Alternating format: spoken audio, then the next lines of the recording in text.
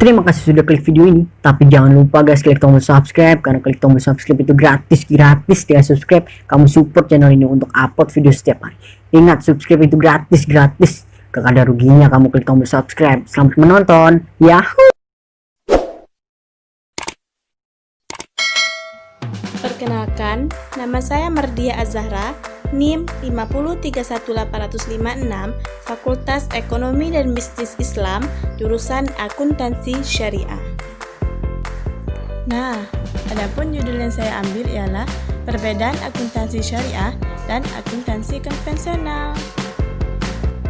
Nah, banyak sekali masyarakat sekarang belum mengetahui apa sih akuntansi syariah itu. Nah, akuntansi syariah ialah proses akuntansi yang berdasarkan pada prinsip-prinsip syariah, baik dalam siklus akuntansinya maupun pencatatannya. Lebih jelasnya, ialah suatu proses akuntansi untuk transaksi-transaksi syariah seperti murabahah, musyarakah, mudharabah, dan lainnya. Pada prakteknya, akuntansi syariah memiliki beberapa prinsip dasar yang membedakannya dengan akuntansi konvensional. Prinsip tersebut diantaranya ialah prinsip pertanggungjawaban, prinsip keadilan, dan prinsip kebenaran. Adapun prinsip yang pertama yaitu prinsip pertanggungjawaban. Karena dasar yang digunakan dalam akuntansi syariah ialah ilmu syariah, maka prinsip pertanggungjawaban merupakan salah satu bentuk implementasi hal tersebut, di mana setiap hal yang dilakukan oleh manusia harus dipertanggungjawabkan, karena konkret transaksi yang dilakukan seorang pembisnis harus dipertanggungjawabkan. Salah satunya ialah melalui laporan keuangan atau laporan akuntansi yang telah dibuat. Adapun prinsip yang kedua yaitu prinsip keadilan. Prinsip keadilan di sini dalam akuntansi memiliki dua pengertian. Yang pertama ialah keadilan yang berkaitan dengan praktik moral, yaitu kejujuran yang merupakan faktor yang sangat dominan.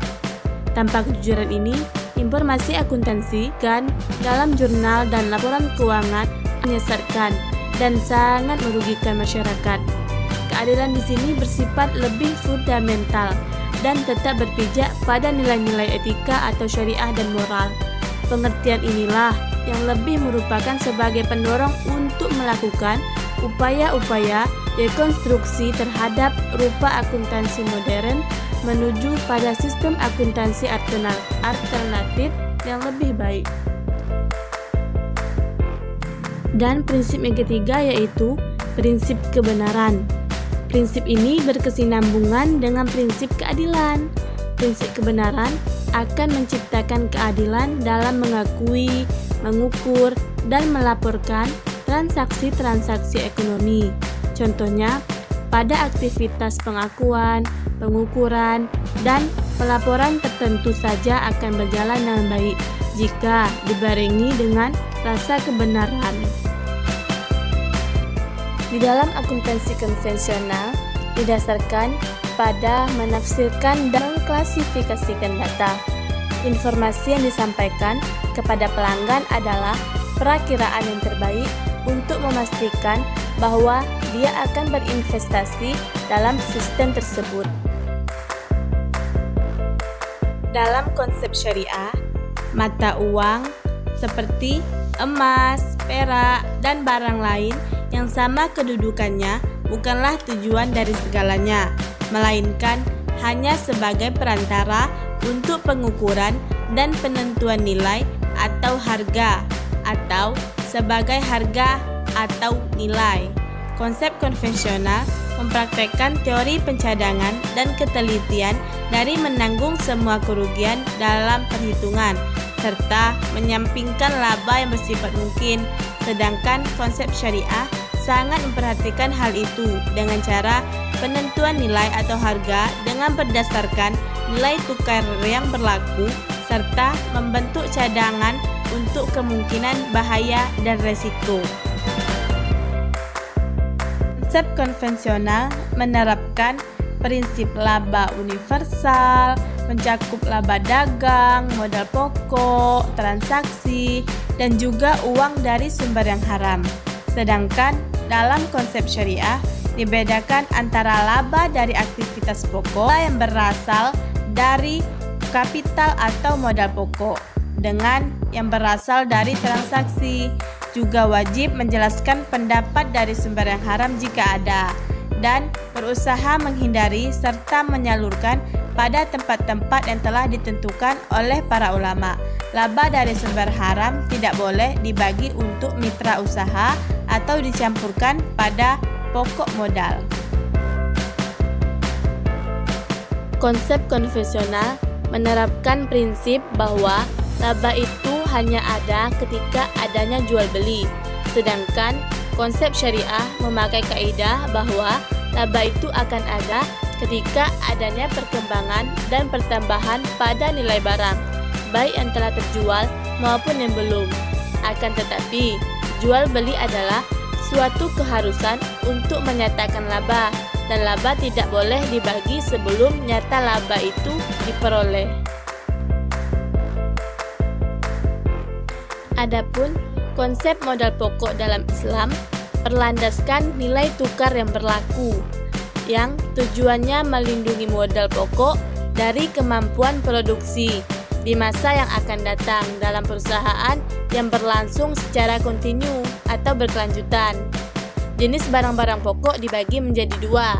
Yang pertama, harta berupa uang atau cash, dan yang kedua, harta berupa barang atau stok.